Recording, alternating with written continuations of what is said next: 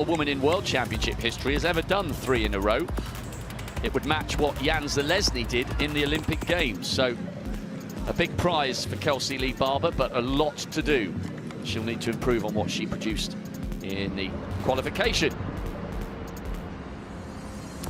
Right then, we have the updated scores here. Neugebauer, well, he's been absolutely brilliant. Massive PB in the shot put, and he's scorched to 8 meters on the nose in the long jump. He is in front. We've got 2 events tonight. The high jump will take a while, and they'll finish up with the 400. So it's time for the combined events, boys.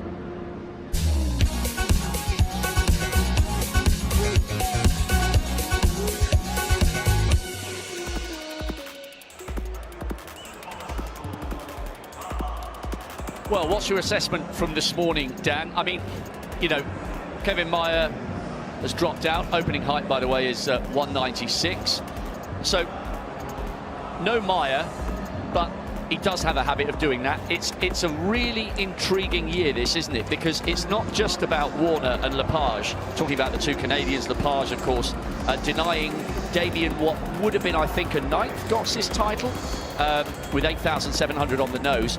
This is a great competition because the youngsters are coming through. I love the 2 young lads from Norway, and we've also got, as you were calling him this morning in commentary with Hannah England, AOD, AOD DeLorme. What a brilliant athlete he is. He's such a special guy to watch. I think this is gearing up to be a really intriguing decathlon competition. Well, and talking to some of the other decathletes, Roman Chevrolet is here, Trey Hardy has been around all week long, and we talk about this as like the young guys are coming up, they're scoring much better, but the top guys haven't been scoring as high, and so it's bringing them down a little. But all of a sudden then you get the wild card, the NCAA champion, the new German record holder, Leo Neugebauer. He just goes crazy in those 2nd and 3rd events. History in the making. No athlete has ever done that combination over 8 meters, over 17 meters in the shot put. And we're still confirming this, but he could be the 2nd highest scorer after 3 events. The 1st highest scorer is the individual that you're sitting next to. Wow, great knowledge there. Great knowledge from Dan O'Brien, the triple world champion and Olympic champion. We'll have to tell him that. He'll be asking for your autograph. Yeah, this is going to be a wonderful competition, and I'm really looking forward to seeing AOD DeLorme in the 400 meters later. He's scorched, what was it, a 45.07 in Eugene. Just a little update for you, which is a real shame, actually. Ash Maloney, I'm being told, does not start the high jump. Ash Maloney, who managed to get the Olympic bronze, I believe it was Australia's first decathlon medal. It was absolutely brilliant in Tokyo, helped by Cedric Dubler.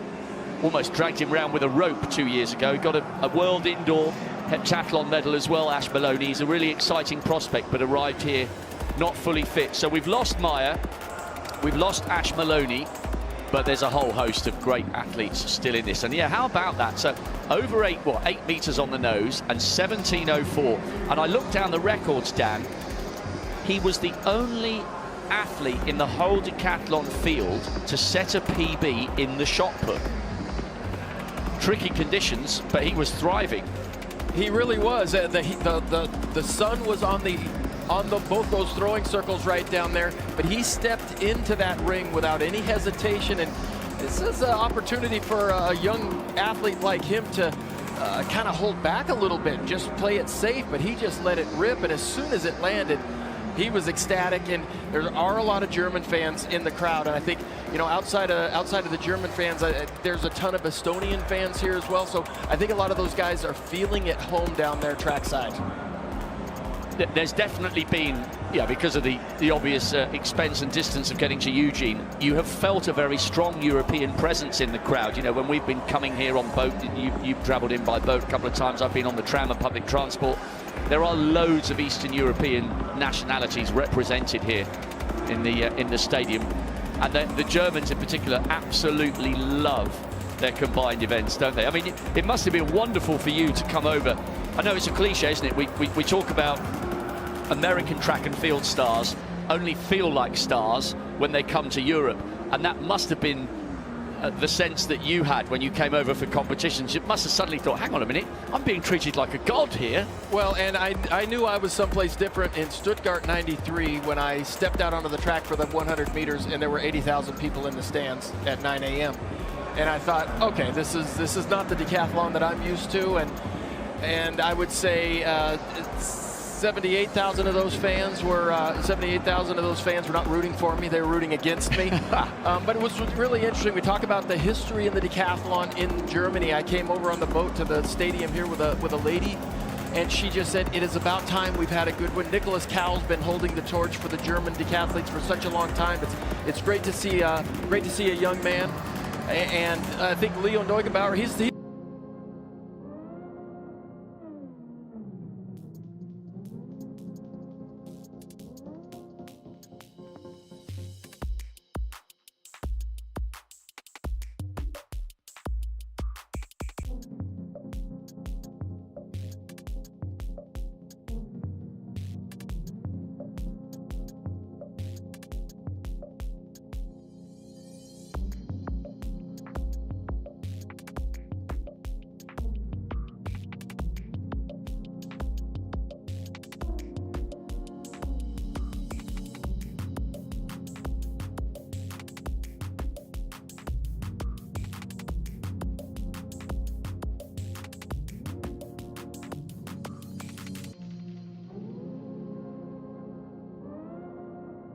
It was Damien Warner in Tokyo in 2021. So, okay, I was second, and then Neugebauer was third. You got the silver in the stats.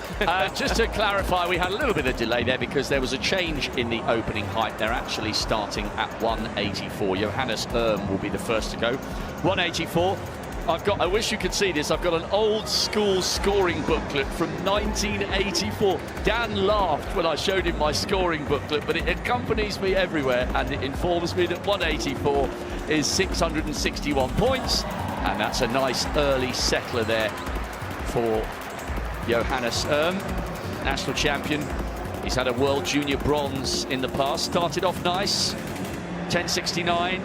Jumped to 772. There were quite a few of the athletes in around the 770s, and a 1538 shot put. And there's AOD. I do like that. Did you coin that, or is that what everyone calls him? Well, I think when he added the DeLorme to his last name there, which is what they do commonly in Puerto Rico.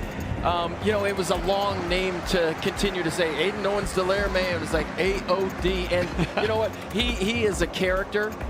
My wife just loves this guy. She calls him cute boy.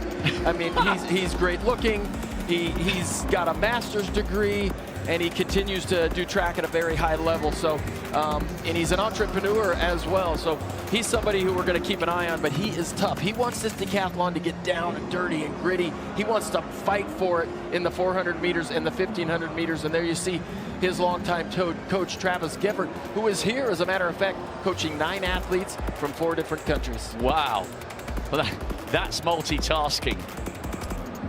Just looks quite relaxed. He's just checking. In theory, they should be moving the bar up to 187. Now, I really like this guy.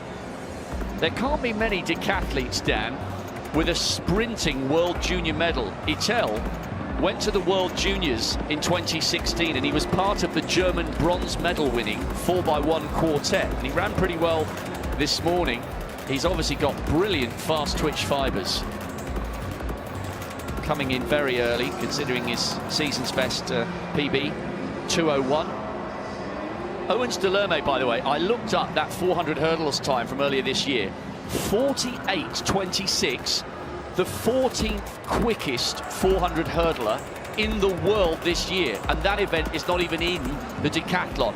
If that's not an indication of what an all-rounder a decathlete is, then I don't know what would be good proof. So these guys are absolutely Herculean across a range of events, and the German bronze medal winning 4x1 team member for the World Juniors proves that he can get himself up and over on the high jump, albeit at a modest height, but 187, and that will bring him 687 points. Well, Manny Idol is a a fun kid to watch. He's very explosive. He's got some events he certainly needs to work on, but for a lot of years, there were 4 or 5 German decathletes that were kind of interchangeable. But Manny got his opportunity to represent the big team, and he is a member of the federal police. Just checking he hasn't hurt himself there. Well, Aiden Owens DeLorme, as long as I've known him, he's had some knee trouble on that takeoff leg. He's had knee trouble, and he said, coming into this decathlon, it's going to hurt. I know it's going to hurt. It's going to be difficult, but I'm going to grind through it. And he shows sometimes that pain gets to him, but he just continues to fight through, and we'll see where he stands at the end of day 1. Well, we know where this guy is. What a start to the competition. Yeah, miles over. They like him. They really like him.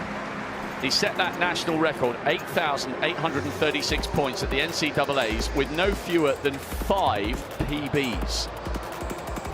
But as Dan was saying, we think he's the first decathlete in history to go over 8 meters in the long jump and then back it up with over 17 in the shot put. So that stat we know is correct. The one about the first 3 events were just, we were figuring that one out. But Leo Neugebauer, and what's interesting, he goes to the University of Texas. They had the NCAA championships at the University of Texas, and so it's easy to see how he could compete at a high level in front of the home crowd. All of his teammates were there, and he said his teammates lifted him up. But it's another thing to do it on the world class, in the world stage here, and he doesn't seem to be affected by the fact that he's in front of these many people, and this is as high as it gets from a competition level. Now, there aren't alarm bells yet, but yeah, that looked a little bit uncomfortable, didn't it? Now, bearing in mind, he has gone over 2 meters this year, so to have bowed out, I know that wasn't his 3rd chance, but you wouldn't have wanted him to go down to last chance saloon, so needed 2 at 187, so he continues. He doesn't look 100% comfortable. I'll never forget that 400 in Eugene. That was insane, wasn't it? Absolutely insane. Well, and here today, we're going to get his best 400 because he's been training a lot in the 400 meters and running the 400-meter hurdles this whole outdoor season. He hasn't been competing in the multi-events. He's been running quarters, 4x4s, and if he can get through this event, if he can make 1 more bar, I would think that if he can make 1 more bar, his coach would be happy, but he wants to probably make 2 more bars, but we definitely are going to see his best 400 today. Marcus Ruth, European under-23 champion. Nice little rivalry developing, Dan, between the 2 Norwegians. You know, Skotheim and Ruth, and they've been swapping the national record between them. Skotheim had the national record, and then they swapped over. Ruth beat him. Skotheim initially set it this year at 8,590 at Gotsis, and then Ruth beat him to the gold at the European under-23s and popped it up to 8,608. So domestic rivalry can be good. You know, it's a bit like the old adage, you know, when you've got 2 athletes in the same family, you want to be the best in the family. That might mean you're the best in the world. So the 2 Norwegians are really inspiring each other this season. Well, I got a chance to come down the elevator with a couple Norwegian fans, and they are very excited about their young decathletes. You mentioned Norwegian decathletes, and they're quick to point out they're young. They're young. And Skotheim, we're going to see him high jump very well today. This is one of his best events. He didn't get the best 100-meter start, but he long jumped well, and neither one of them threw very well in the shot put, but it's easy to make up the points from a bad shot put here in the high jump. There's the German again. Bar at 190, so we've got Ruth and safely over. And now the German joins them. 190, just a reminder, 714 points.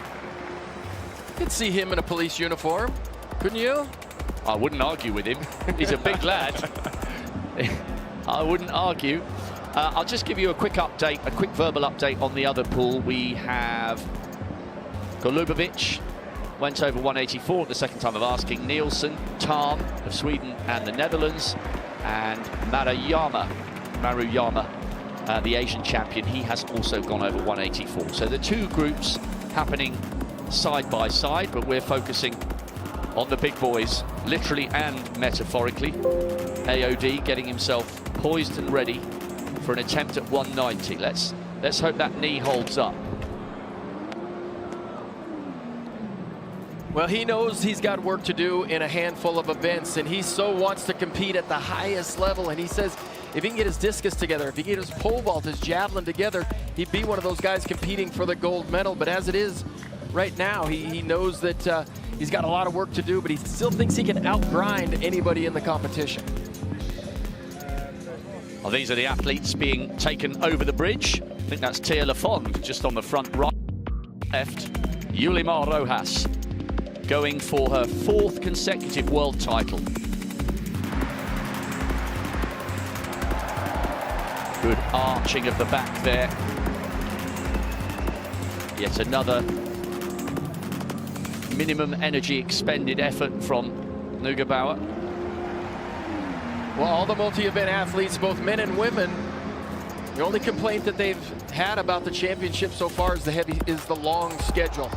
They do 3 events in the morning, and then they have to come back and do 2 in the evenings. The big break is difficult for these athletes because you never stop thinking about the competition. And you might get a physical break, but mentally you're still in it. And even though you might be able to take a nap or close your eyes, it's always there looming. But these turn out to be 11, 10-hour days. In between the sessions, when you were at your peak, were you able to genuinely sleep or not? No, I wasn't able to sleep, but there we go. There's a make for AOD.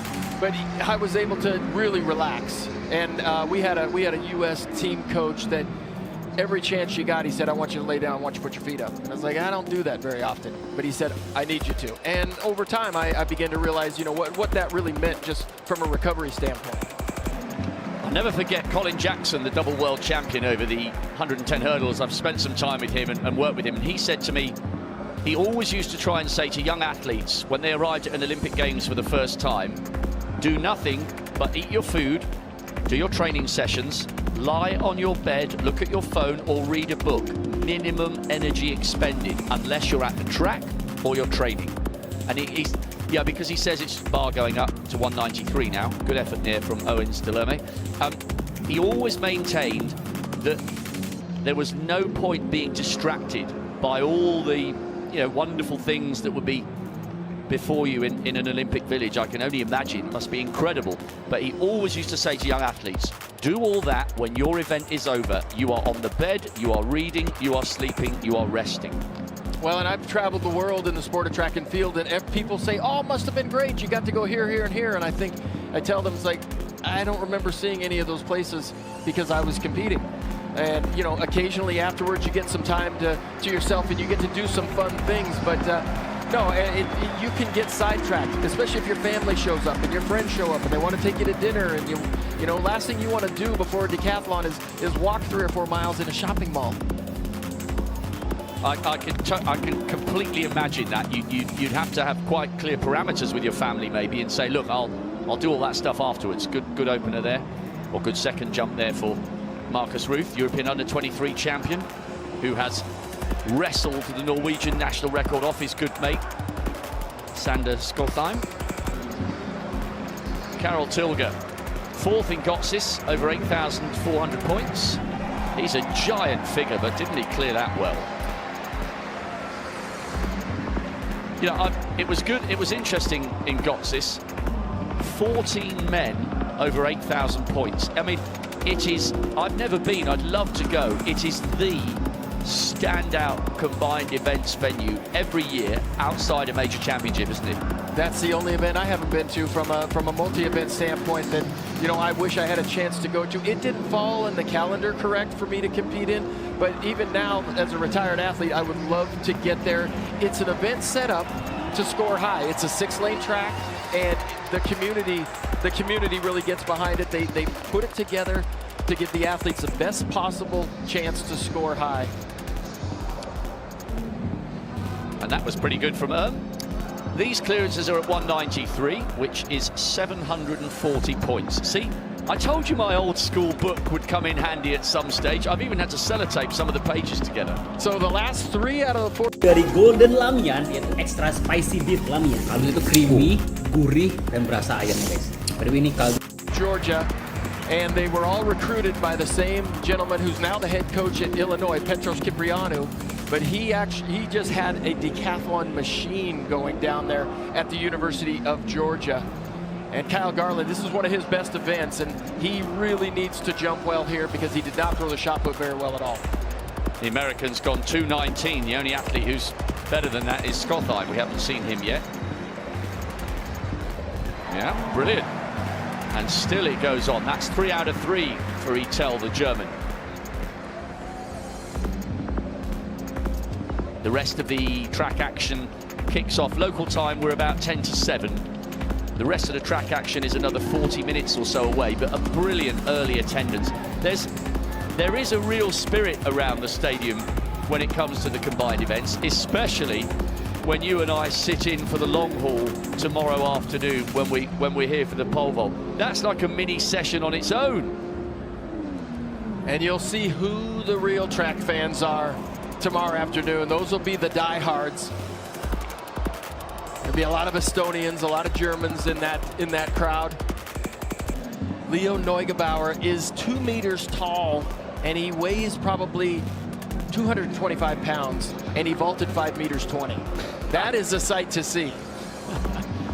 Well, you'll be able to watch every single vault live tomorrow.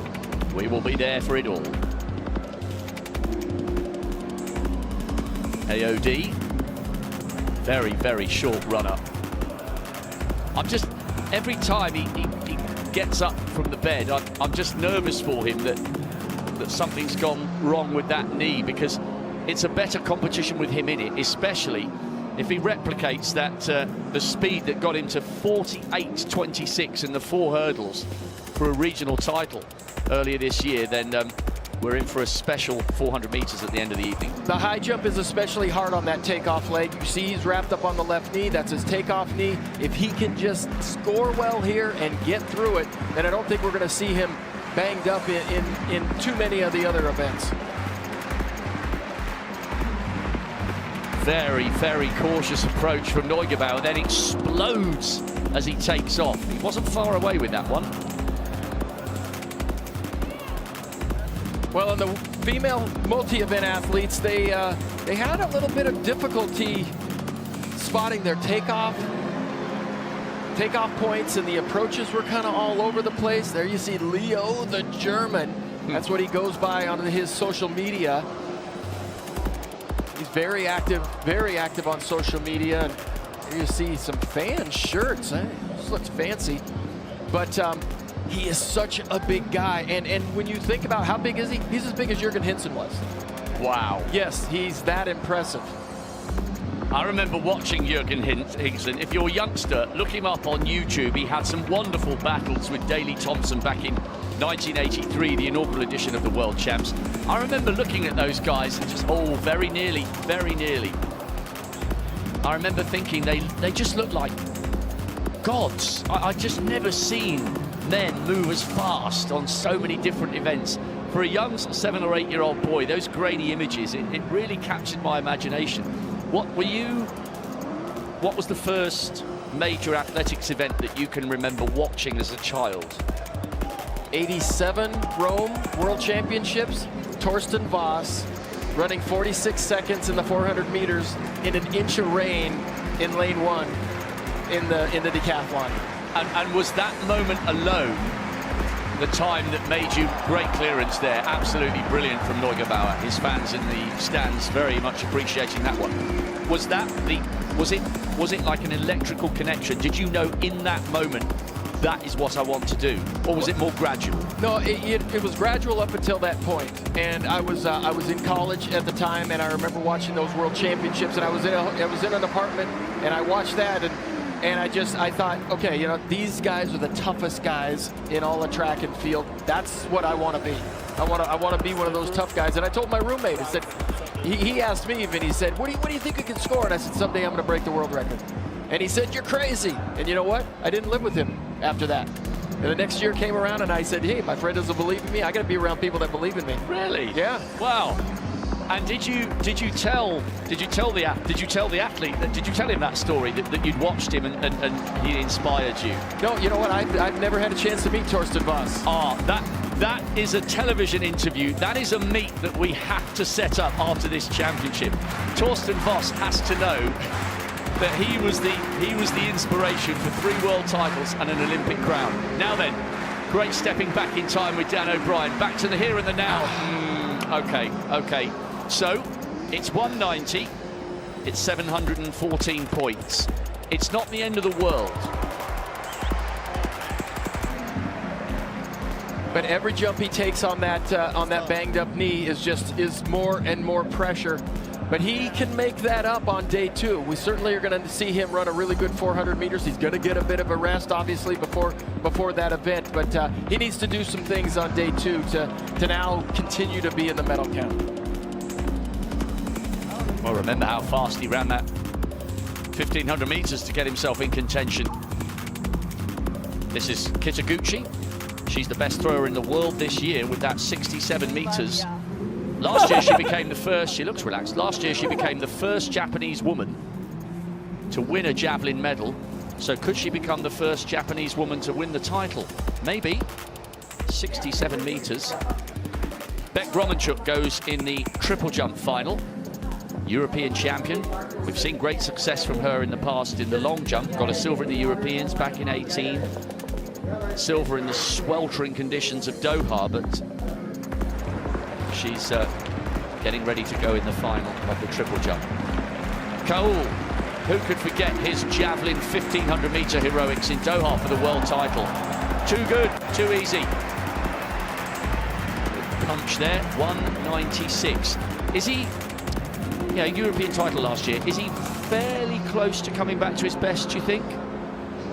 Well, what's really interesting about Nicholas Kaul is he's, you know, we saw him as a young athlete, and as each year that goes by, he seems to get a little bit taller. He leans out, so he becomes a little bit different style of an athlete, and he's trying to rely a little bit more on his running events, and it takes him away from the type of athlete he was when I think he won the world title, and that was a little bit more powerful, a little bit better thrower. He you know, he's always going to rely on that 1,500 and that javelin.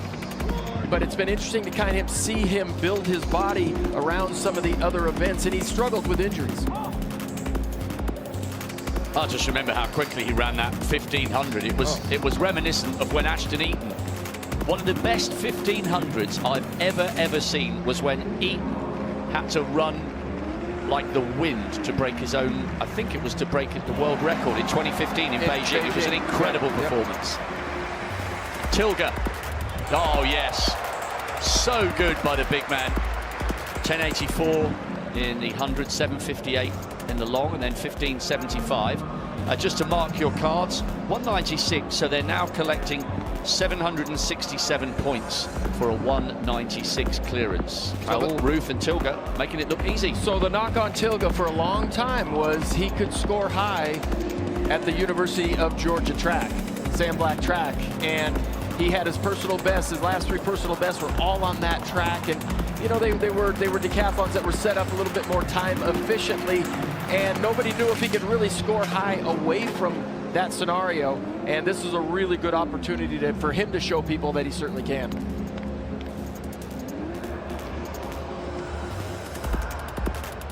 So Owens DeLorme has bowed out. Extra rest, I guess, for him. I'm just going to quickly check the scores on the other group. They've just moved the bar up to 193. We've lost Tom of the Netherlands. He had a first-time clearance at 184, but bowed out at 187. Golubovic, Commonwealth medalist from Australia, has got over 193. That's Group B, just to give you a little verbal update as we focus on Itel here, this young German. Well done, brilliant. And the Germans who've made the journey here to Hungary are being treated to some great stuff by their young stars. Well, still trying to figure out his run. He runs a little bit, and then he skips, and then he runs and skips again. But he seems to be on it right now, and every bar these Germans make brings a great response from the crowd, and that gives these athletes energy. You know, brings them in, focuses them in, and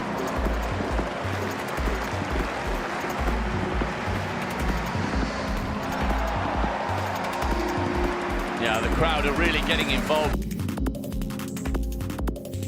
Traveloka Travel Fair, liburan keliling dunia yuk. Dapatkan diskon hotel, tiket pesawat. They are at least 6 or 7 deep, all over on the fast. An incredible number of people standing. I don't know whether they're additional ticket holders.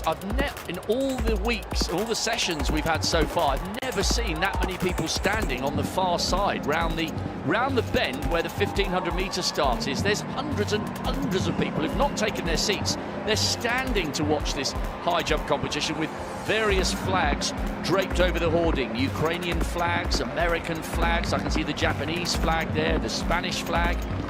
Brilliant scenes.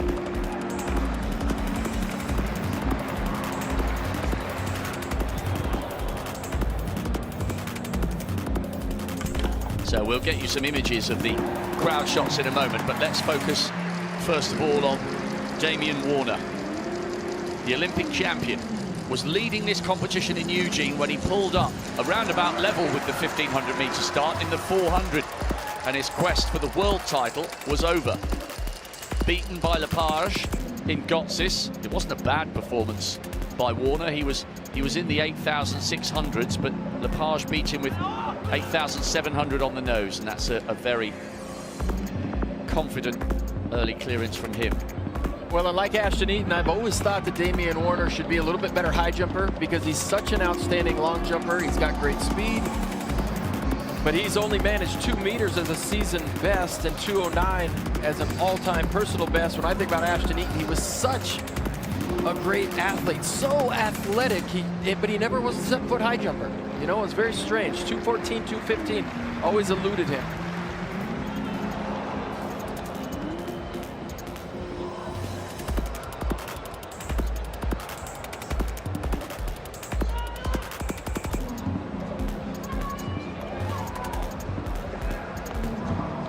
All right, big bar here for Johannes Erm. Third attempt, 196. And this would be a tragedy. He has jumped well over this height this season.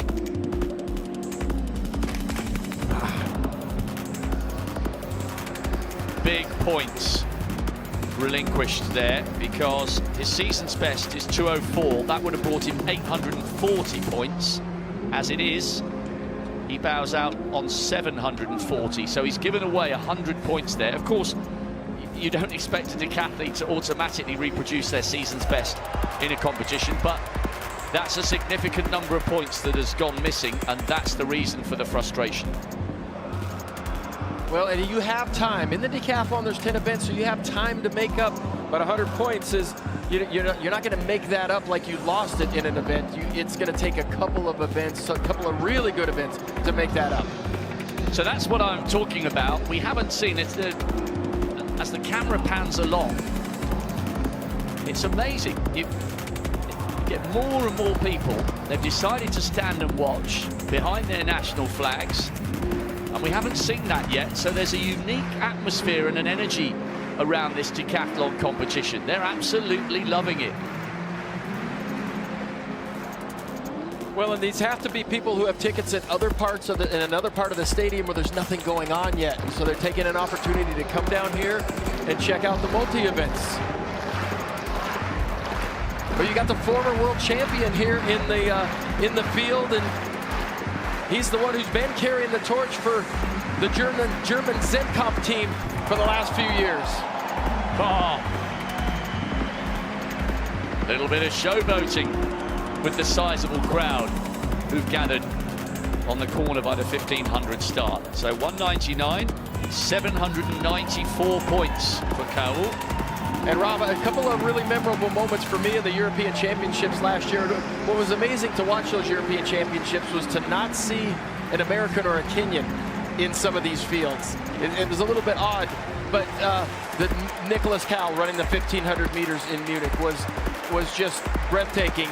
Brought tears to my eyes. And Van der Klaas, Kiki, in the women's 5,000 meters, I believe. That was a moment I'll never forget either.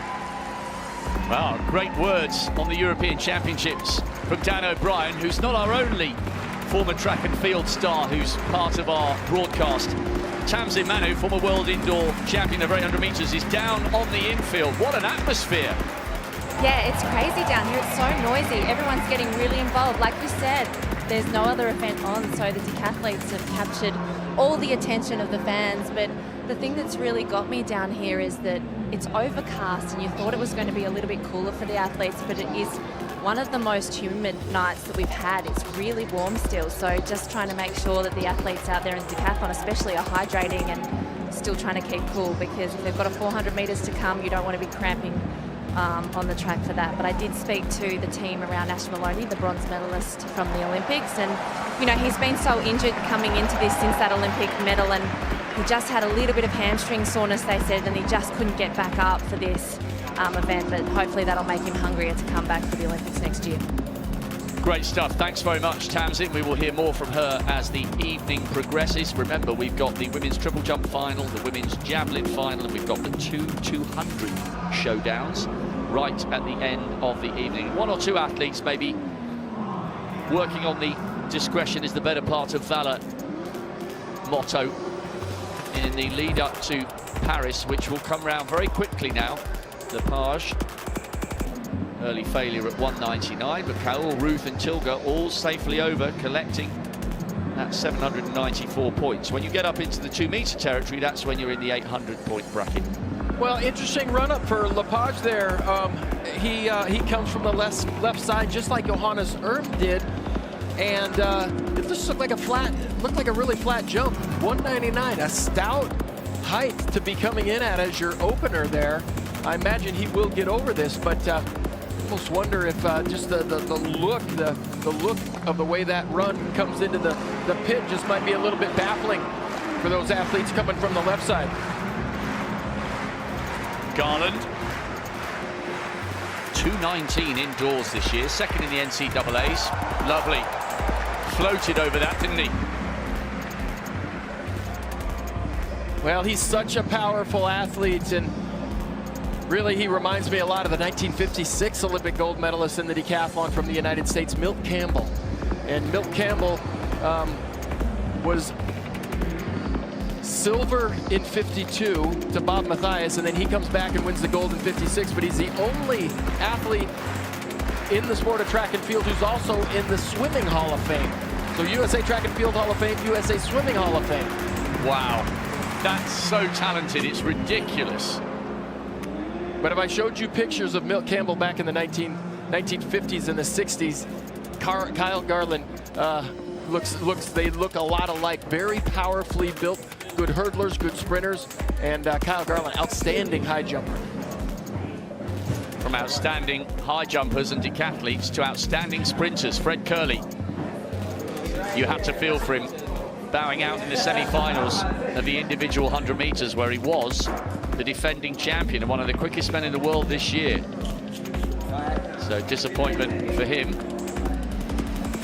And he'll have a chance to make amends and get the United States into the final of the 4x1. Meanwhile, back to Damien Warner. Beautifully done, really nice.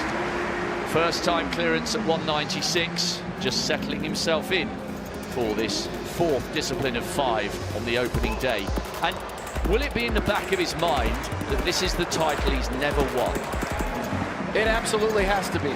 You know, I was a 3-time world champion. I held the world record, and I hadn't won an Olympic Games, and that was the one. You know, you want to win the one that you don't have, and certainly this world title, you know, means a lot. Kevin Mayer has not won the Olympic gold medal. You know, he's won his world titles, and he is the world record holder, and that's the one that he wants. And so, yeah, Damien would love to get this one.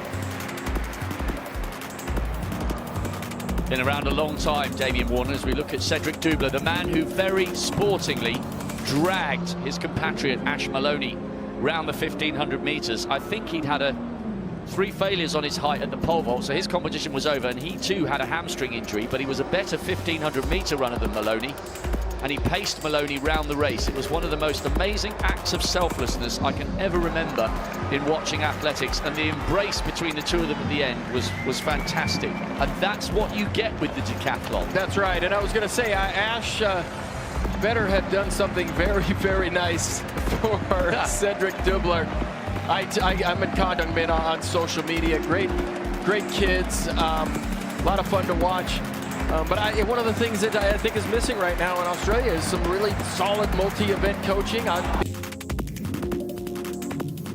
volunteer for that position if somebody wanted me to come down, but they've got athletes over there. Dan O'Brien is available for hire, 077. Anyway, you'll know how to get hold of him. I'm sure they'd love to have the benefit of your expertise. I know you mentioned this morning with Hannah, the conversation we had with Zach Zemek's family back in Eugene. They were so excited, the fact that he got on the podium with the bronze 12 months ago. And they've got this blueprint all mapped out all the way to Paris, haven't they? Well, and Zach Zemek is one of those guys who looked like he was coming to the end of his career, but I think that bronze medal just reinvigorated him. He just looks like he's full of energy this morning. He looked great at the U.S. Championships. He said he wasn't going to be denied. He was going to make another world team. And here you see Pierce Lepage with his opening bar second attempt, but he got out of the pit very gingerly. Great competition from Lepage at Gotsis, but this is for a global title. This high jump competition. Skotheim, by the way, the Norwegian, has gone over 220 this year. That's a mammoth haul of points. Good work by the German. He's really feeding off the energy from the crowd, you can tell. 220, by the way, if Skotheim reproduces that, he'd be up at 992 points.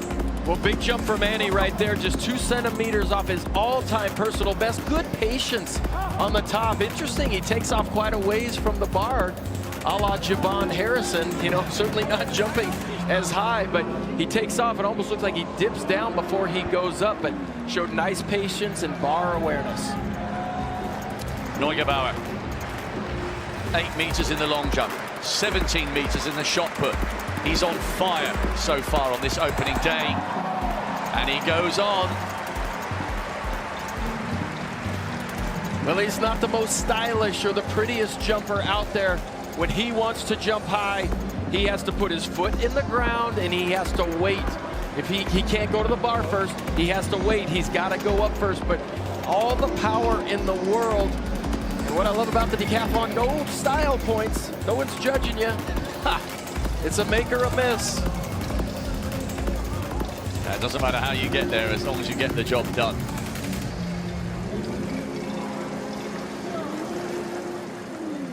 Bar in this Group A being moved up to 202, and now it starts, as I mentioned, that starts to put these athletes in the low to mid 800 bracket in terms of the points haul. 822 points available for a 202. So, yeah, Fred Curley says, I'm going to put my seatbelt on. Quite right. And just a reminder, Andrew Hudson, the Jamaican who was injured last night, has been advanced to the final. He finished 5th in his semi-final. He ran with glass in his eye, and the officials felt it was only fair and proper to give him a chance to run in the final. So hopefully he'll be all patched up and raring to go. He's in lane 1. That will be our last action tonight in around about 2.5 hours time. We've got the women's and men's 200-meter finals to round off the program. But all the athletes wearing their seatbelts now in the cart as they come over from the warm-up track to this atmospheric, state-of-the-art arena in which these decathletes are absolutely thriving. They've got the whole place to themselves, and they are loving it, Dan O'Brien. Well, here you see Nicholas Cow getting the clap going in the tempo that he wanted. They started to clap for him, and it was a little bit sporadic, and he stopped them, and he got them going again. But good adjustments there for the 2019 world champion.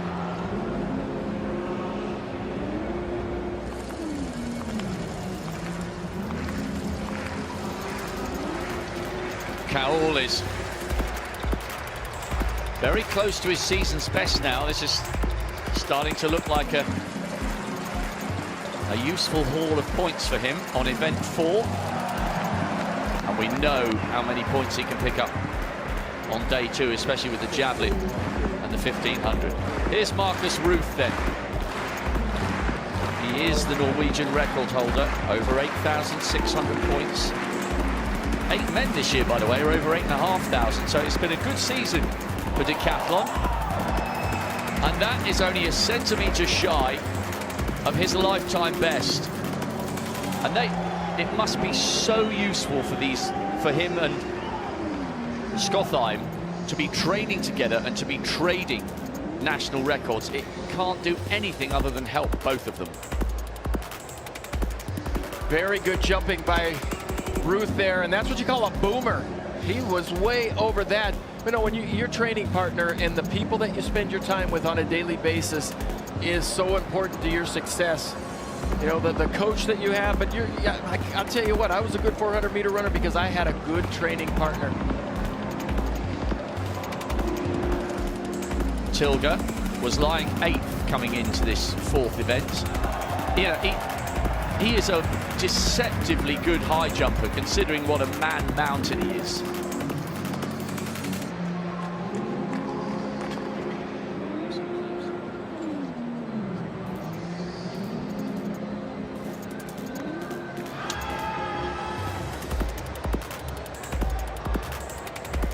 These big men are making these 2-meter jumps now look very straightforward.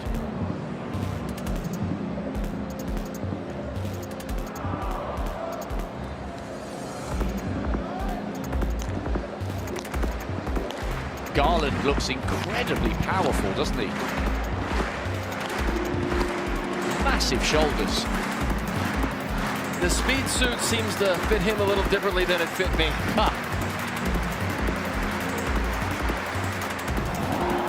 If he can find his takeoff point, if he can get into a groove where he can take this jump up, the bar is low enough now that if he hits it and goes through it and goes to the bar a little bit quickly, he can fix that error. But as the bar goes up, he's going to really need to be able to put his foot in the ground and to take this thing vertical. There you see him, kind of interesting stats there. But to jump high, you've got to be able to go vertical immediately.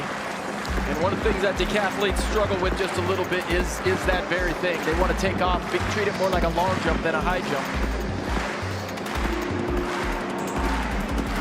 We're edging towards the start of the rest of the evening session. The atmosphere is absolutely brilliant tonight. You can feel it just starting to build here all around the stadium. Lyndon Victor, Pool B, second attempt, 196. Well done to the double Commonwealth champion. Took the title on the Gold Coast and last year in Birmingham. He's been there or thereabouts for the last couple of years. He was in the top 8 in Tokyo, and he wasn't that far away from the podium last year in Eugene.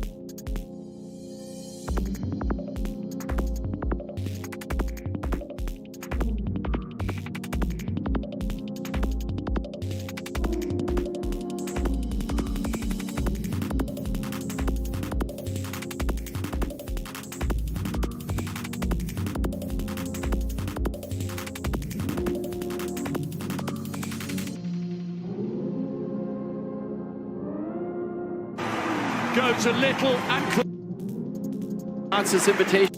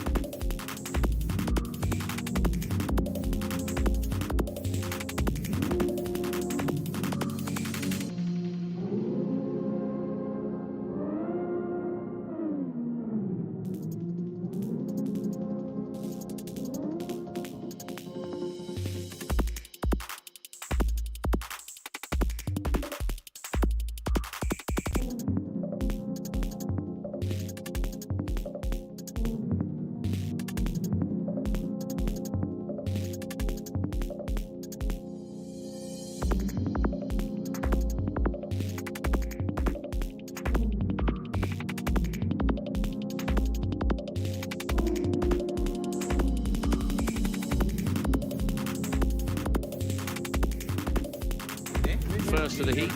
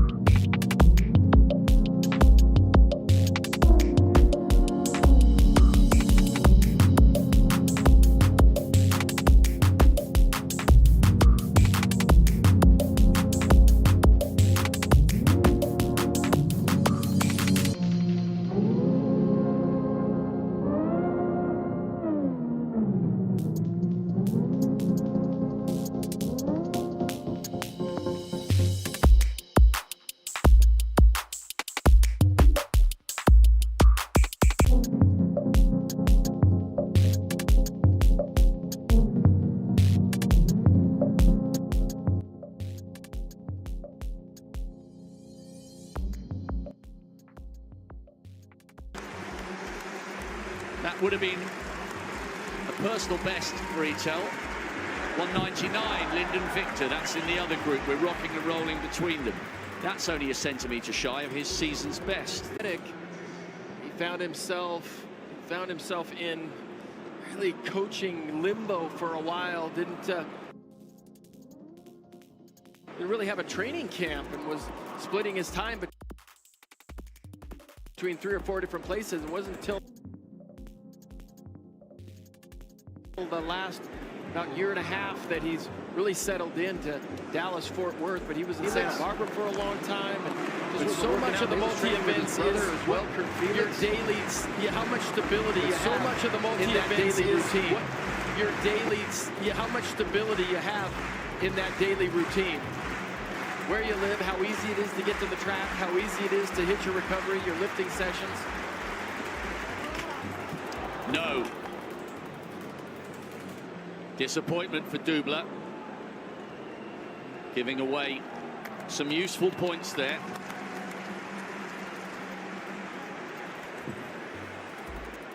Just his 199, so he'll collect 794 points.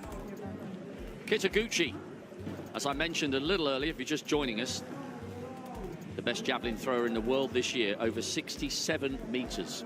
Got the bronze last year. He's had a good season. 8th in the World Juniors a few years ago.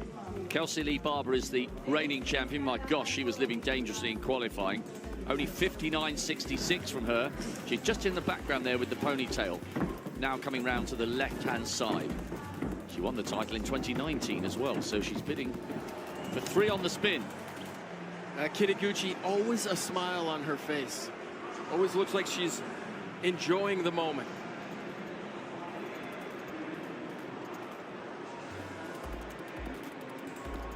Bar going up to 205. That will bring them 850 points.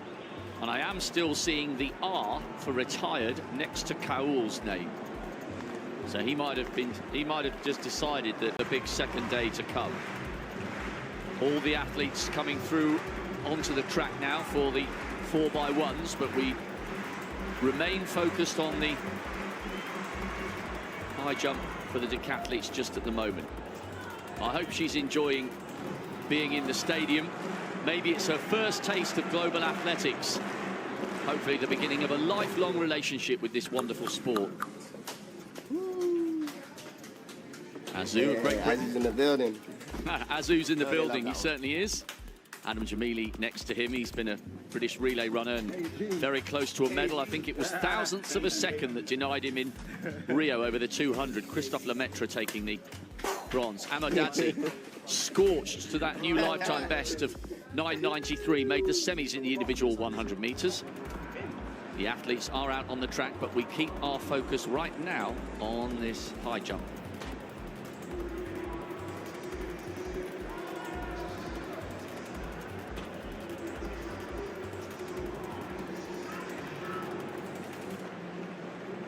Tilga.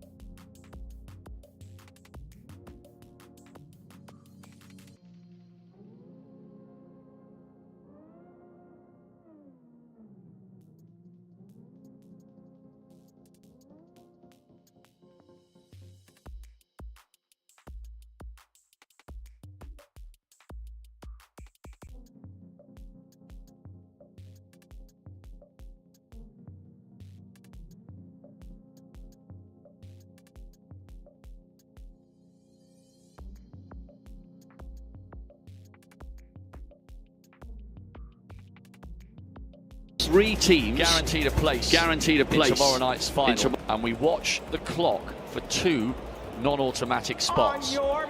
Netherlands in 2, France in 3, Trinidad and Tobago 4, Japan 5, Hungary 6, Jamaica 7, United States 8, Germany in lane 9. The Americans and the Jamaicans will fully expect to make it through. Watch for Japan. They have a fine quartet of athletes.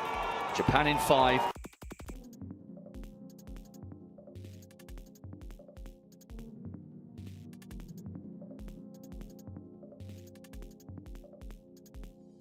Going really well. Oh, it's a little bit shaky on that exchange, but the Americans are away with JT Smith. Jamaica closing on the line, Japan in 3rd. The Americans crashing to the ground, 37.68. Well, Rohan Watson was closing on JT Smith like a steam train. And Sani Brown of Japan wasn't too far behind. It was only 100th in the end. Good running from those 3 teams. Japan will have to wait and see. Well, the U.S. puts their fastest 2 runners on that first and second leg. Christian Coleman made up the stagger by the time he made that first handoff. Fred Curley ran well on the back straight. Oblique Seville for Jamaica, he ran well. U.S. looked like they were getting caught down the home straight. But imagine the finals now with Noah Lyles on the anchor. And maybe even Kenny has really cleaned up their 4x1 relay handoffs over the last couple of years. I don't think we're going to see botches like we've seen in the past for the USA team. Great work by Watson, making absolutely certain of that second spot because Japan were running well with Sani Brown. So the non-automatic times, Japan 37.71. Good finish from Fall, the very powerful Frenchman, bringing France home just a shade inside 38 seconds. They'll have to wait and see. United States, the fastest time in the world this year. Jamaica through. Japan and France have got a chance, running inside 38 seconds. One more semi-final to come for the men, and then the 2 for the women. Germany and the Netherlands, disappointment, not finishing. Well, now to the first of 2 enthralling field finals.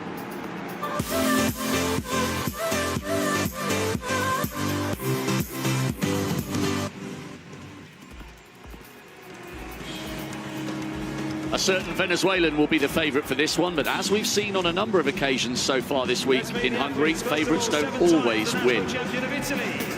Ottavia Cestinaro, European junior champion a few years ago. The Italian looking poised and ready. Kimberly Williams, double Commonwealth champion, 34 years of age. 3 times she's made the Olympic final. She's been around a long time. Then to the second of our Italians, Daria Derkach, European indoor silver medalist. Former Ukrainian flying the flag for Italy. Jasmine Moore has been brilliant on the US collegiate circuit. Earlier this year, she went over 7 metres and 15 metres for long and triple in the same competition. Taylor Fond, Commonwealth silver medalist, was 5th last year. The athlete from Dominica is always up for the big competitions. So too, Kentura Orji, 14.92 at her best. Not too far away from the podium last year. 6th place. A great bronze last year for Tori Franklin, the national champion. Now to first of 2 very, very good Cubans. Idiakmis Povea, 5th in the world indoors last year. Could Leonis Perez Hernandez, who just missed the podium last year, put the favourite under pressure? She's been brilliant and very close to 15 metres this year. Shanika Ricketts, silver in Doha, silver in Eugene. Is there a 3rd successive medal for her? Manya Beck-Romanchuk, the European champion. A no mark in the long jump, but better in the triple. It's becoming a #1 event. And speaking of #1s, She hasn't been beaten for almost 4 years. Yulimar Rojas already looks like she's in the mood for a party. Will she soar over 15 meters?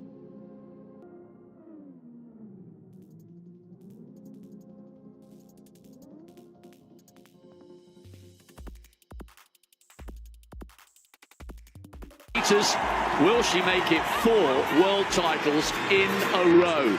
You wouldn't bet against her. She's the overwhelming favourite. That's the lineup for the women's triple jump final. Well, she says these championships are what keep driving her. Says it's tough to get through the regular season, but when she knows she's striving for a world title, an Olympic title, shot at a world record in front of a crowd like this, those are the moments she lives for. Damien Warner lives for big moments as well. He goes over in pit B. Now that's good work and good points as well. He needed that. Third attempt at 205, 850 points.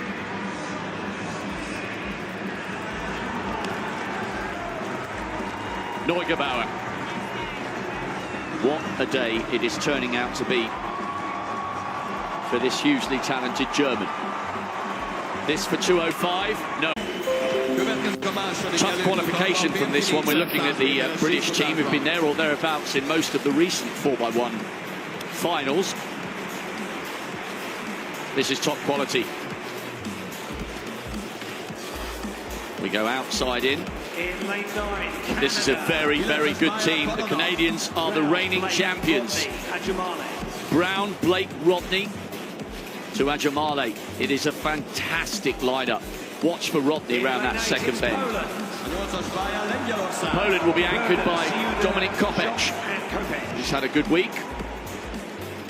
Poland in lane 8. Puff of the cheeks there. Berger going lead leg for them. Jeremiah Azu going first leg. Looks quite relaxed for Great Britain. 200 specialist Jamili down the back straight.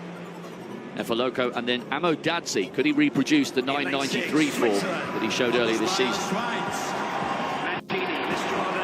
And Switzerland, anchored home by Guntert. To the Olympic champions. Now, that's a change. That's interesting. Jacob's name is not on the lineup, but I read some press releases last night, as Tortu being anchor for them, that he was competing, and he is. So the Olympic champion taking part with the Italians. Camilo on lead leg for Brazil. De Nascimento goes anchor. Brazil in 4, 1 inside the Italians. Lane 3, Nigeria. Second from the inside, Favor Ash. Such a good 200-meter runner. Favor Ash on the US collegiate circuit, and it's Ogun Lewe on anchor leg for them. Top 3, remember. Maswanganyi, lead leg, a very, very good quartet from South Africa. Richardson Munya, and then Akani Simbine. So sad to see him disqualified in the semis of the 100 meters. And hopefully he will help the Rainbow Nation through to the final. This is tough. You've got the Canadians, the reigning champions on the outside, the Olympic champions, Italy, in lane 5. I'll take you through from the inside out just to confirm. South Africa in 2, Nigeria 3, Brazil 4, Italy, the Olympic champions, 5, with Lamont Jacobs on that back straight, I think. Switzerland 6, Great Britain 7, Poland 8, and the reigning world champions from Canada out-dipping the Americans on home soil in Eugene in lane 9. Top 3 coming back for the final. Set. You can expect a blistering start from Aaron Brown. That's exactly what he's produced for Canada on the outside. Fabulous leg from Azu, Jeremiah Azu. And look at Jacobs flying down the back straight, the Olympic champion for the Italians. A little bit of a dodgy changeover on the outside by the Canadians. But it's Italy leading, thanks part to that fabulous leg from Jacobs down the back straight. And what a run on the inside by the South Africans. Akani Simbine. Tortu for Italy. Simbine, Great Britain in 3rd. The Canadians run out of it in the end. Well, that is why Tortu giving it the index finger to the crowd. That's one of the reasons they won the Olympic title. A great quartet by the Italians. Their individual Olympic champion, Lamont Jacobs, has had a torrid year of injury and is nowhere near the shadow of the man who scorched to 980 and won the Olympic title. But Italy and South Africa coming through brilliantly on the inside, are safely through. Great Britain and Northern Ireland miss out. The two non-automatic spots remain in the hands of the Japanese with 37.71 and the French with 37.98. Well, Rob, you really called it. Aaron Brown ran a spectacular first leg for the Canadians, but they just didn't have the speed on those final two legs. There you see the exchange for Great Britain. Good handoffs to Adam Jamili, but look at Lamont Jacobs just eat up the real estate on the back straight. And South Africa was just toiling away on the inside, and Akani Simbini, he puts the hammer down over the last 100. He does not catch the Italian team, but just like you said, Rob, you had to feel for him in the semifinals, but he showed so much class. I'll tell you what, to step away from the 100 meters, to get disqualified like that, didn't argue, saw the results and stepped away. And, you know, we haven't always seen that during disqualification. So you feel for him, and he's a team. This is a team you're going to be rooting for. Couldn't agree more. He showed real graciousness. Italy, the reigning Olympic champions, scorching into the final. So too South Africa. Great Britain in third, but they will miss out, and the Canadians faded after a fabulous start. Shanika Ricketts, Commonwealth champion. Silvers behind you-know-who in the last two World Championships. Such an experienced performer. She would love to lay down a big marker early on here. Oh, yes. Does she get the green flag? If she does, that is a brilliant start by Shanika Ricketts. That might be a season's best for her. 14.67 so far this season. To the naked eye, it looked bigger than that.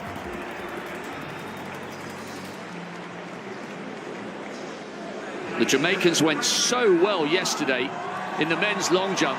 14.84. That is a great start for the double silver medalist. Well, she was well behind the foul board on that, just barely got a toe on, so she's definitely has room to improve. But I guarantee you there's some redemption on the mind of this young lady after not qualifying for the finals in the long jump. But like you said, Rob, this has turned out to be her better event. She's the European champion. She got a world indoor medal. Beck Romanchuk smarting after missing out in the long jump and not making the final. That was massive by the Ukrainian. What a start to the competition. Ricketts has gone out to 14.84, and that was huge by Beck Romanchuk. That's just absolutely amazing. You look at her face through those three phases, and she just doesn't even blink. She's so relaxed. If that was a fair jump, I was going to say it's over 15 meters. Keep watching, keep watching. Look at the phases, 541. And boom, right on the money. 15 meters. What a start to the triple jump. Warner, 208, first attempt. This for 878 points.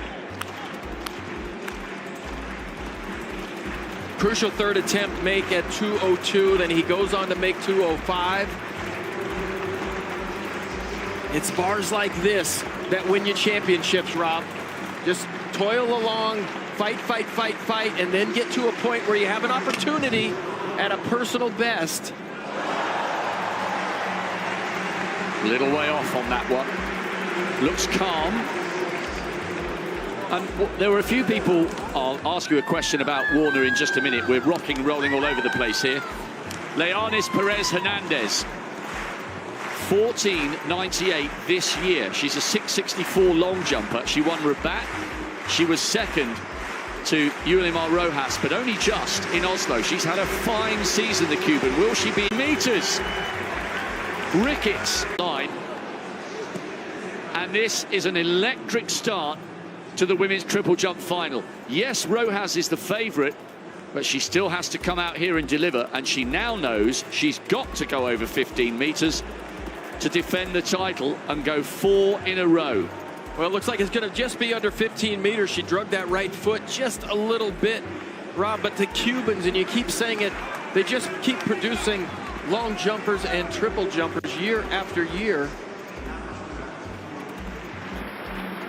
Lepage. Second attempt. Yes, well done. The man who flew in Gotsis is flying here on this balmy evening in Budapest. There is a bit of a breeze fluttering, Dan, but it is still so sticky in the stadium, isn't it? It really is. It's almost, you don't believe it because it's the temperature is not that high. It's nice and cool, but you're absolutely right. It is sticky. One attempt left for 2:08 for Damien Warner. Remember, he's never won this world title. He was looking good last year and had to pull up around about 100 meters into the 4. So bad memories for him. He's been around at the top for a long while, though. He was 5th in London in 2012. Got a bronze 4 weeks later before upgrading to gold in 2021. And had a bronze 10 years ago in the World Championship. Well, a sad update from the point of view of the Americans. Tori Franklin has had to withdraw, the bronze medalist, from a real shame for her. But what a start to this competition. Beck Romanchuk leading with 15 meters on the nose. Perez Hernandez is only 4 centimeters behind her on 14.96, and Ricketts, the double silver medalist, 14.84, as we turn our attention here to Durkash, the European indoor silver medalist, the former Ukrainian, flying the flag for Italy. Very close on the board. That's a solid start if she gets the green flag. She does. Wow, just about pausing for breath on this triple jump competition.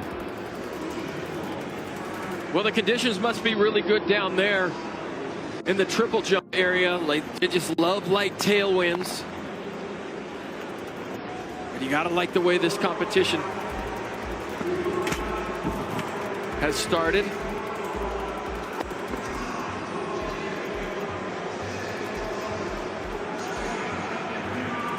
Durkash, solid effort from her.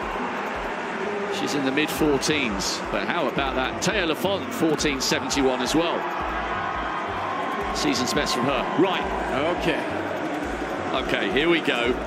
Now we get to see what the Venezuelan has got in the locker, because for the first time in a long time, I know she makes 15-meter jumps look fun. She's the 3-time world champion indoors. She's the 3-time world champion outdoors. She's the world record holder outdoors and in. She's the Olympic champion. She's the overwhelming favourite for this, but rarely do we see her put under a little bit of pressure ahead of the first round. She's probably going to come out and bury it here and jump a 15.50. That's why we love watching her, because she's capable of very, very special performances. The crowd know it as well. They're fully engaged on the back straight. They don't know what she is capable of producing. Busy stadium, beautiful conditions. This could be big. This could be very big. The conditions are clearly fantastic. And listen to the way the crowd instantly respond to her request.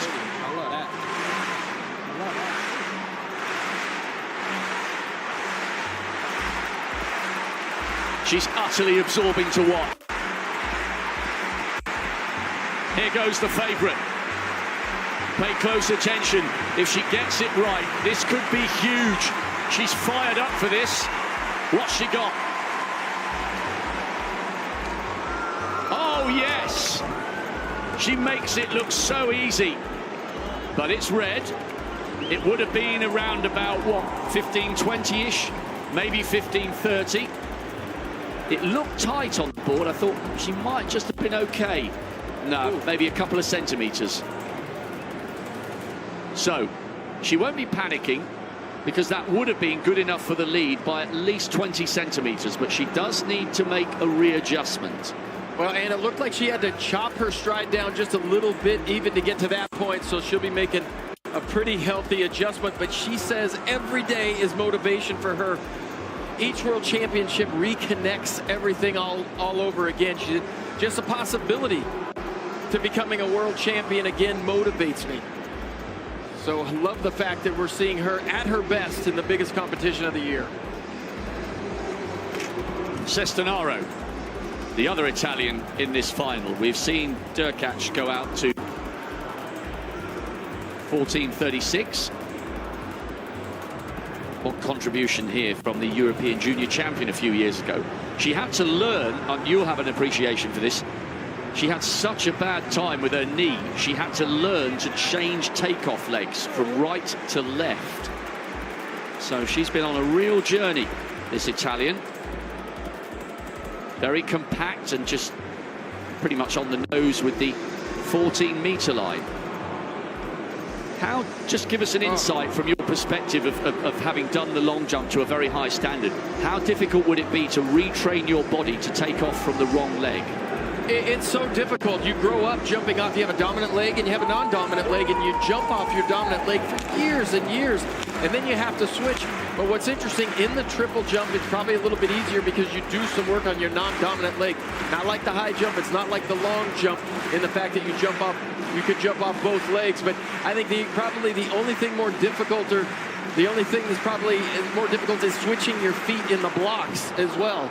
When you have to switch your feet in the blocks, let's say you change from 8 strides to 7 in the hurdles, you got to switch feet, you got your less powerful leg up front. So, but any athlete, and I know Jessica Ennis was one of those athletes that had to learn how to jump off her opposite leg. So great respect for anybody that can actually do it.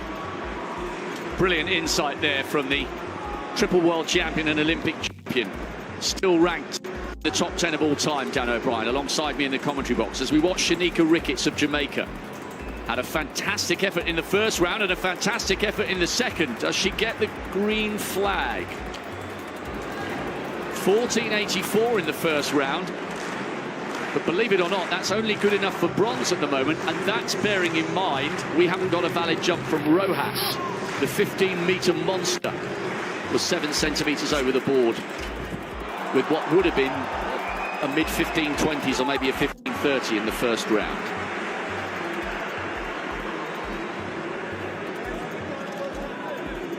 Perez Hernandez is in second with 14.96, the Cuban, and Beck Romanchuk with 15 meters on the nose.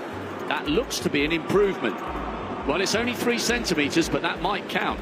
It's a good backup jump, isn't it, if it ends up with countback. And there's the Dutch and the American quartets coming over. They will go, the Netherlands in lane 3, the United States in 6. The Hungarians are getting ready for a party. They'll be on the inside in lane 1. Is still going. Everyone else is out. Skotheim has gone over 220 in his career so far. This evening he's up to 211, so he does have 906 points. But everyone else is done and dusted and thinking about the 400. We'll keep our eye on the Norwegian in between the men's 4x1 heats. Sorry, the women's 4x1 heats coming up very shortly. Jamaica going in the first, along with Great Britain. Fantastic team. They're going in the second heat. I think if they can get the baton round. Now come the women.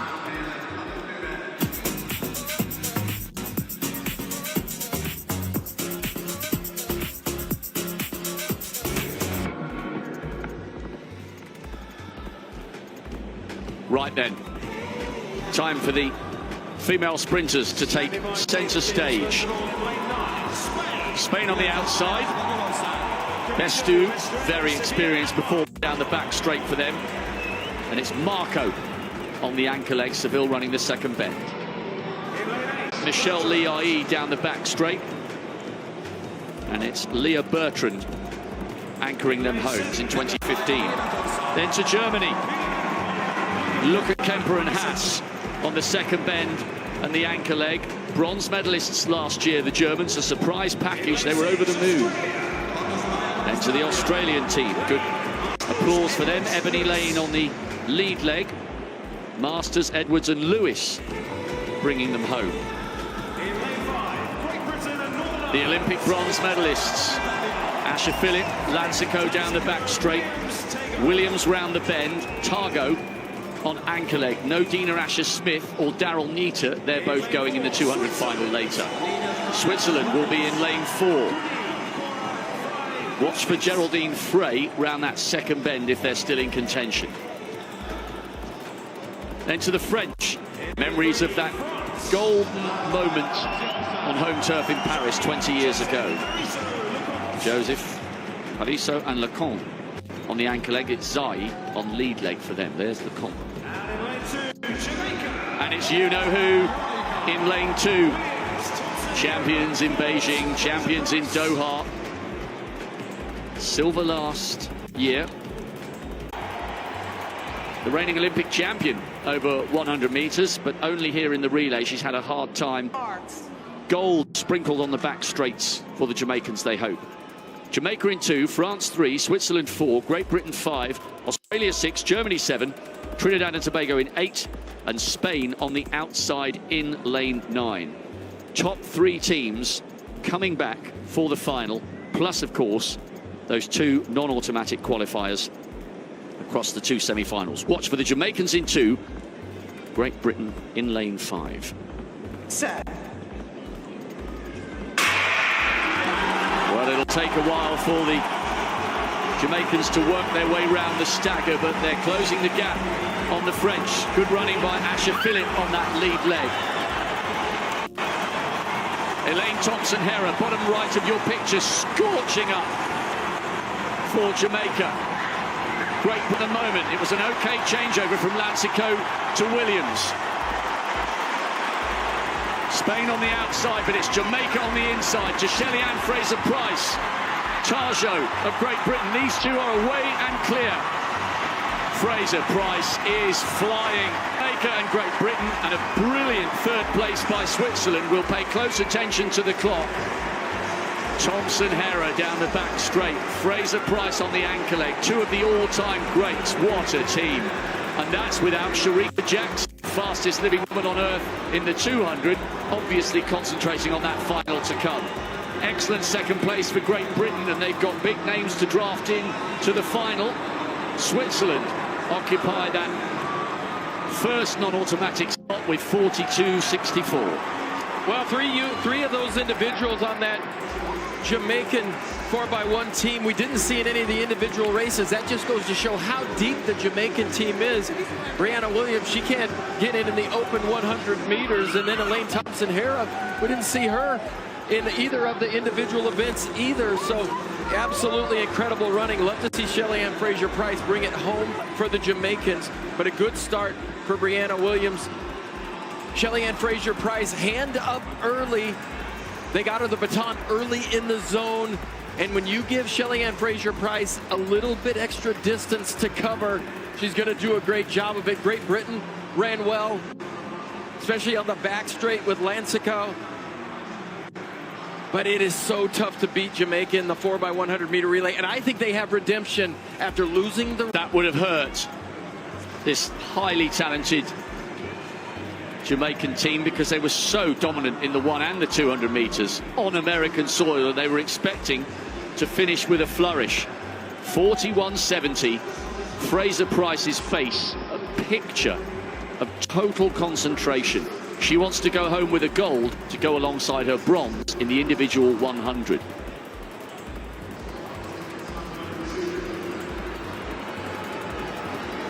Jamaica showing their class. Great Britain in 2nd, Switzerland on 42.64, and Germany 42.78, the bronze medalists last year. They will have to wait and see. They're in the queue room as we speak. Now, these split times will make for interesting viewing, Dan, especially Elaine Thompson-Herah down the back straight and Fraser-Pryce on anchor. So it was, yeah, good work, as you would expect.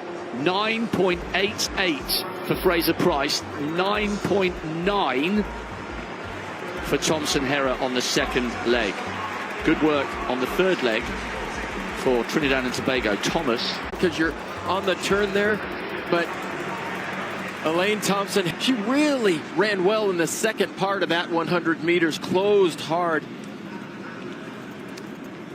Coming across the bridge, women getting ready for the 800s. Keely Hodgkinson, bottom left of your picture. 1:55.77, improving her own national record, storming to victory at the Paris Diamond League. A trick of silvers. Gold silver last year, just by a few hundredths to our thing, Mo. Silver in Tokyo and a silver at the Com Games, as we return our attention to this triple jump final. Tia Lafont, 14.71 in the first round, lying just outside the medals. Come on, says the athlete from Dominica.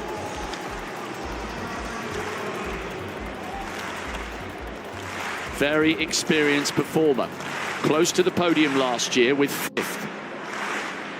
She's a national record holder at 100 hurdles, high jump, long jump, and of course triple jump. Multiple Commonwealth medalist, going for it here, trying to upgrade into a medal position. No improvement there. It was a magnificent first round effort of 14.71. Shake it ahead for her second effort. And all eyes, Dan. We know that Shanika Romanchuk leading 15 on the nose. Perez Hernandez had a no jump in the second round, so she's still in second with 14.96. Rojas won't want to leave it to a third and final attempt. She, in theory, will probably go mega cautious on her second attempt. Well, and if I were her coach, I certainly would get her to do that. She wants to jump big all the time, but you know what? Get a nice, safe jump, and then you can go for it all you want. But we've seen stranger things happen here at these World Championships. How many champions from last year did not defend their title this year? So we've seen stranger things. We certainly have. Everybody was hanging the medal around the neck of Jakob Ingebrigtsen. Right. 4 down, 6 to go. Neugebauer still leading. Warner and Lepage have closed the gap. So too Lyndon Victor. And apparently Zach Simek didn't look entirely comfortable after the high jump, so we'll pay close attention to him. Owens.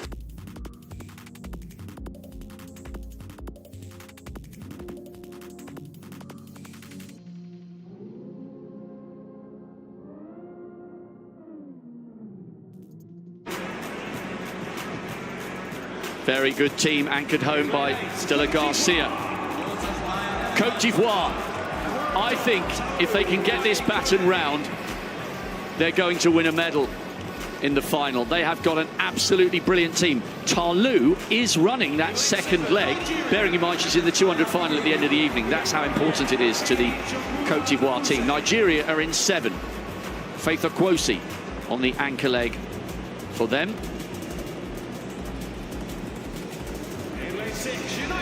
United States, the defending champions, the Olympic silver medalists. Bronze, always get it right. Melissa Jefferson on the anchor leg. TT Terry will be running that second bend for them.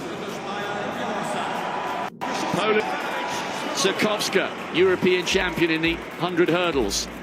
And their best athlete on anchor leg will be Eva Svoboda, comfortably inside 11 seconds this year. She's had a brilliant season. The Italians in lane 4. Very good team. Dosso, Kadiri, Boniglioni and Pavesi on the anchor leg for them. Good start with Dosso and Kadiri. Netherlands and Keisha Sido going lead leg for them. Watch for Jamil Samuel on the second bend, and Teysa Gia, very good athlete on anchor. The Dutch will be expecting to get through to the final. They do big things in relays these days. Brazil, Gabriela Mourão on the lead leg. Azevedo will run the second bend, and the very experienced Rosangela Santos goes anchor for them. And on the inside, it's the Hungarians. Greta Kurekes. What a moment for her. Kosti Takas. Big task for them. Big, big task.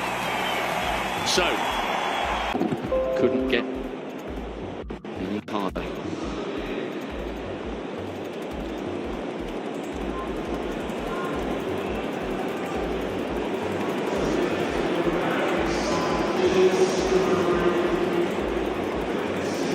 There's no one who was strictly illegal there.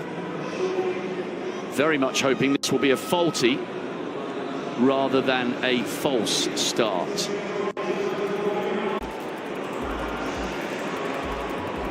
Just waiting to see what the officials will decide here.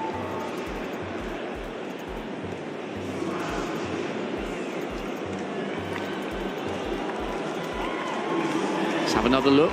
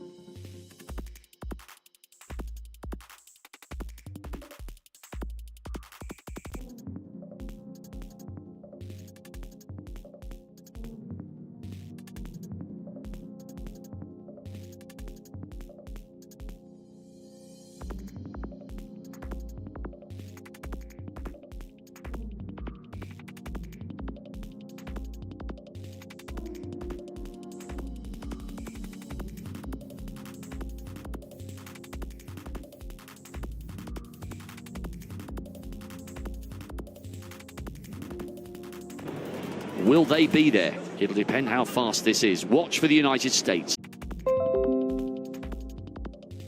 Nigeria 7, Cote d'Ivoire in 8, and Cuba on the outside in lane Netherlands 42-53. They will go through as non-automatic, and so too will Poland 42-65. So Germany and Trinidad will both miss out.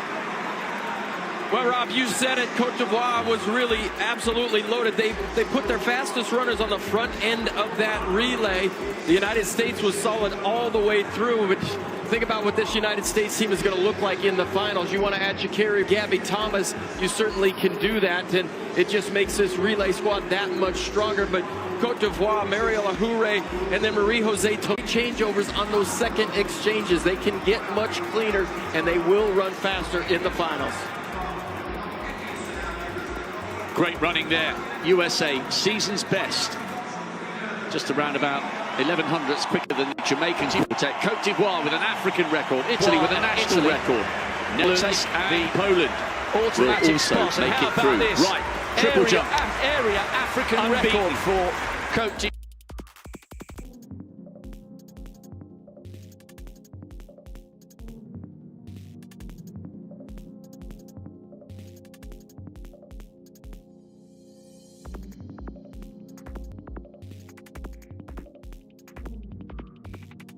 And a national record for the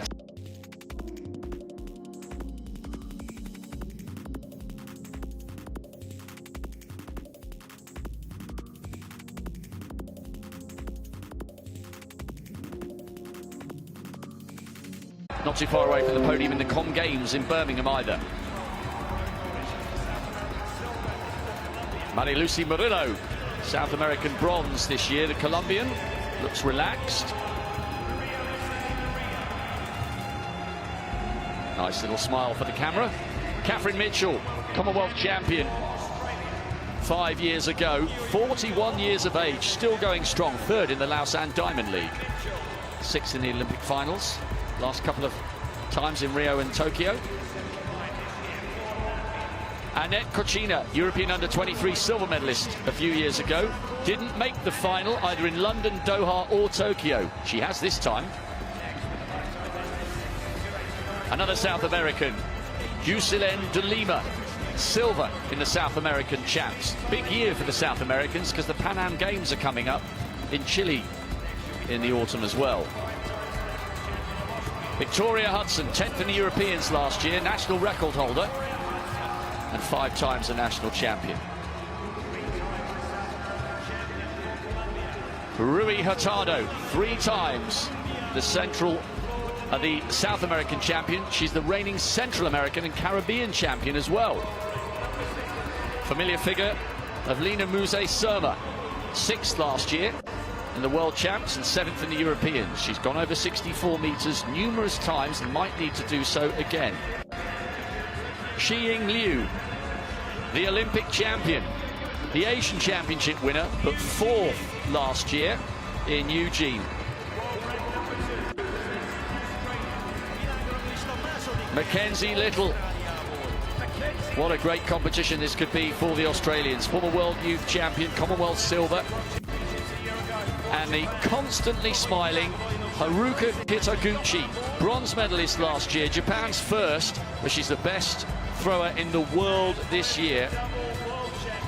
And the 2-time winner, Kelsey Lee Barber, the Commonwealth champion, the Olympic bronze medalist, scraped into the final. Will that ignite her aspirations this evening? She made it by 7 centimetres. We shall see. The Javelin final just about to get going. The women's triple jump final already underway.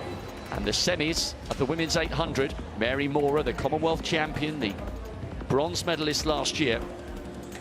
She goes in a stacked 3rd semi-final with Arthing Mo and Nakai of Uganda. This is Manya Beck-Romanchuk leading in the triple jump final after that fabulous 15-meter first round effort. Yulimar Rojas down in 8th at the moment, but she's fully focused, Beck-Romanchuk, on her own performance. Didn't make the final in the long jump, but boy oh boy, is she making up for it here in the triple. Very tight on the board. No improvement. She was using every single centimetre there. But this, I mean, she's got to be feeling really good about this competition. It is unlikely that 15 metres will not finish on the podium. The question will be, in what position, and will Rojas manage to respond from 8th and 14.33? Give some big jumps. You know, Romanchuk is doing exactly what she needs to do. She looked like that second phase. She really tried to stretch out that second phase, and that took her off balance just a little bit. And when she came out of the stand, she knew right away. You know, I figured 3 or 4 women tonight are going to jump 15 meters. We're getting there. We got off to a really good start, but you know, here in the second round, here in the second and third rounds, we just haven't seen quite the dynamic jumping we've seen in the first round. Well, they're very good jumps if Campback comes into the equation. Perez Hernandez, as I mentioned earlier, has had a fantastic season. She won Rabat. She was very close to Rojas in Oslo. She's improved her long jump best to 6.64. 14.96 at the moment is good enough for the silver medal position. She has gone over 15. She's gone 15.02. Now would be the perfect time to break her PB. 400s in the decathlon, and then we round off with the men's and women's 200-meter finals. Are we going to see a world record? Maybe, just maybe.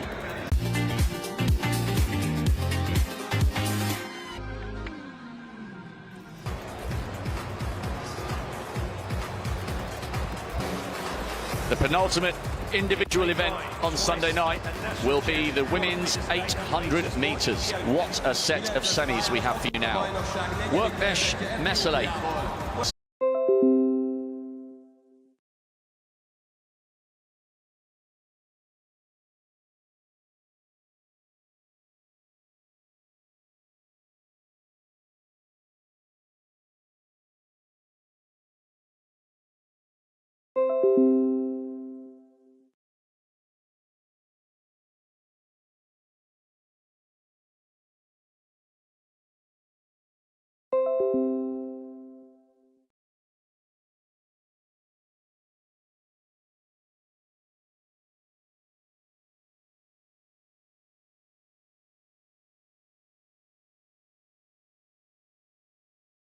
He looked a little bit nervous there, Keely Hodgkinson, but she controlled it when she needed to. And the story there really is a brilliant qualification by the American Atkins in second place. Well, there's a really great picture. I'm sure somebody, one of the photographers, got it with about 150 meters to go. Keely Hodgkinson in the front started to put the pressure on the rest of the field, and everybody else has a look of strain on their faces except for her. But Keely did a really good job in that last and final 200 meters to just make everybody else just really hurt. Look right here. Keely has just got total control of this race. It's a good job by Nia Akins as well. She moves up, and she doesn't have to run this fast. She knows she's in second position, but this is just a good hello. How you doing? I'm here. Don't think you're going to run away with this because I'm here. Keeley saw her, and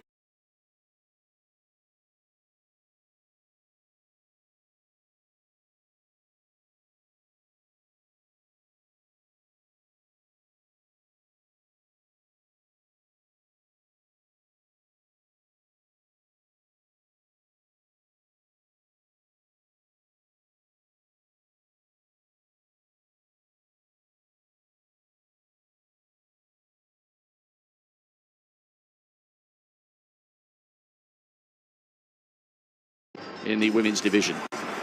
Rojas, third round.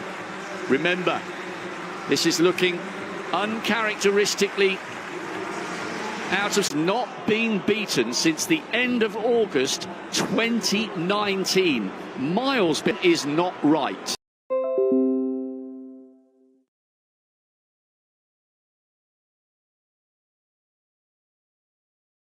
Start to the competition from her. 9th when the Olympic Games was on her continent in Rio. That will be a personal best by well over a metre. Well over a metre better than she's ever done before. And an area 65.47. She just stepped up there, showed a lot of confidence. Let's get a chance to see how this triple jump's going to shake out. Well, she's still in it. Rojas has qualified in 8th, 14.33. Wow. She was on exactly the same distance as jump of 14.26 is the reason that Rojas still has a chance to successfully defend her crown. You can see it there, 14.33 from Orgy, but that was her only valid effort. Wow. Margins. Maybe that will shock her into action. 3 jumps left. It would be, I think, the biggest shock of the week were she to lose. But favourites can't always win. Somebody's winning streak. Leg, Monder Duplantis, poles don't show up on time. You know, there's reasons that these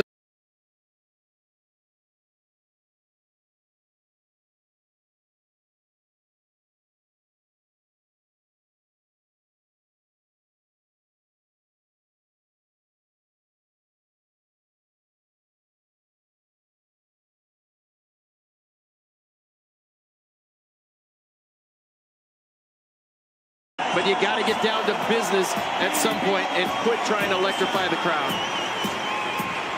Well, Blanca Carey has just electrified the crowd for Hungary, twice a national champion in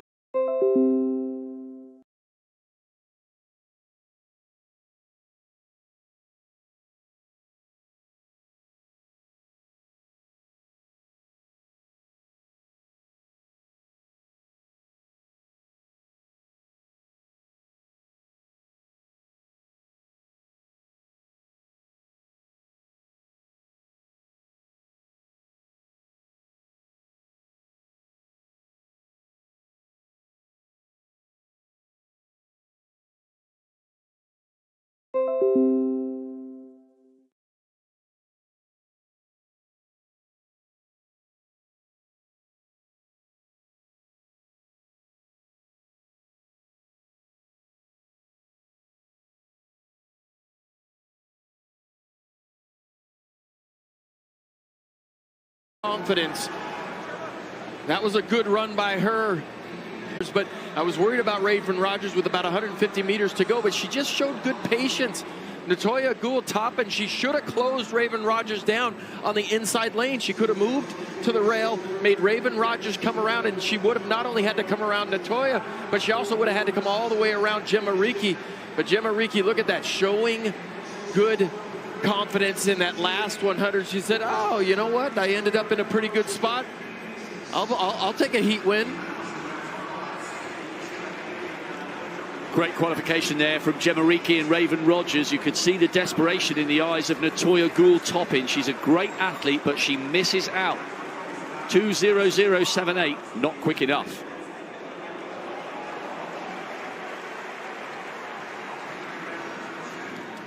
The third semi-final, Dan, is absolutely loaded. The Olympic and world champion Athing Mo, the Commonwealth champion Mary Mora, and the former world champion Nakai of Uganda. This is going to be tough.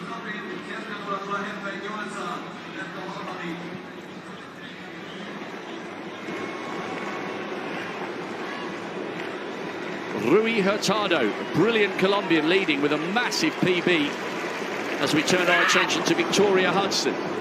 Start of the second round. It's been modest so far, apart from that great throw by Rui Hurtado, but that's more like it from Victoria Hudson.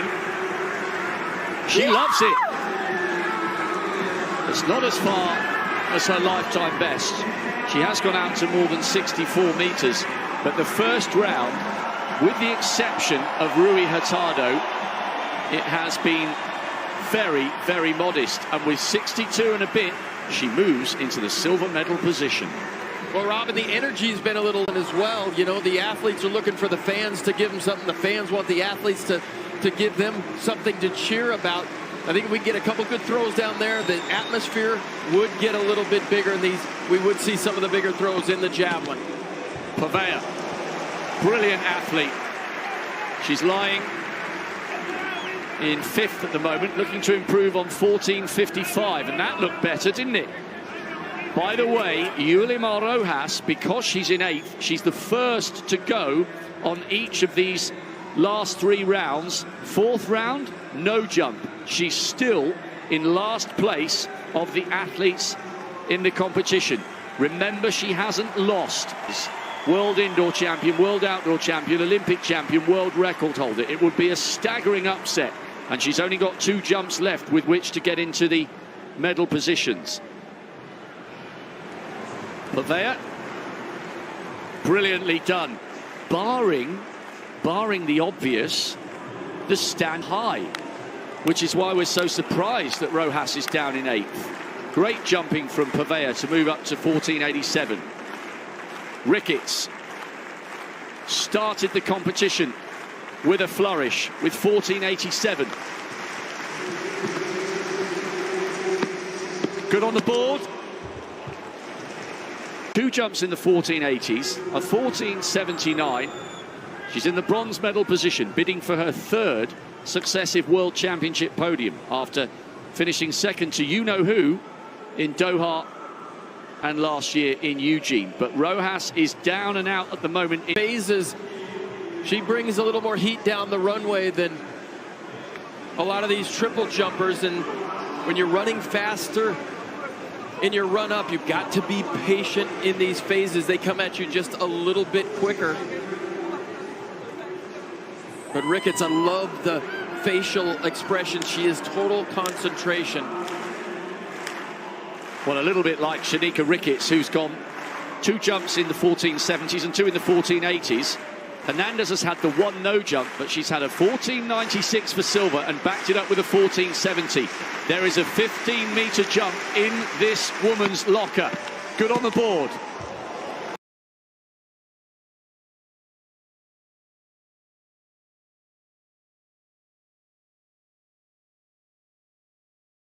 Oh, and that's another fine, fine effort. She has been one of the best in the world this year and made Rojas look a little bit uncomfortable in the Oslo Diamond League. Not as uncomfortable as the Venezuelan will be feeling now, lying in 8th with only 2 jumps with which to try and salvage her global title. The Cuban's going to consolidate her 2nd place finish.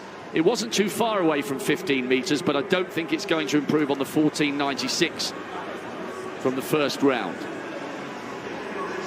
No improvement, but another jump of quality for Perez Hernandez, who still sits in 2nd place. 15 meters on the nose for the former long jump specialist who didn't qualify for the long jump final here. What a story this would be. Well, and she's probably out there thinking, I'm in the 4th round.